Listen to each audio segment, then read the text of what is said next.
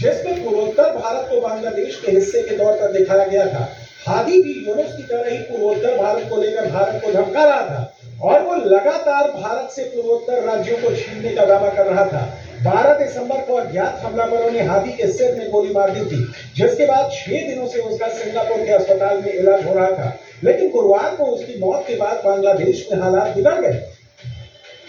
बांग्लादेश में भड़की हिंसा के बीच 3 प्रमुख मीडिया हाउसों ने अपना अखबार नहीं छापने का फैसला किया है। कट्टरपंथियों ने द डेली स्टार और प्रोथोम वालों के दफ्तरों में तोड़फोड़ की थी और इन मीडिया हाउसों के दफ्तरों को आग के हवाले कर दिया था, जिसके बाद वहां सामान्य संचालन जारी रखना संभव नहीं है। साथ ही सुरक्षा कारणों को देखते हुए भी ये फैसला लिया गया है।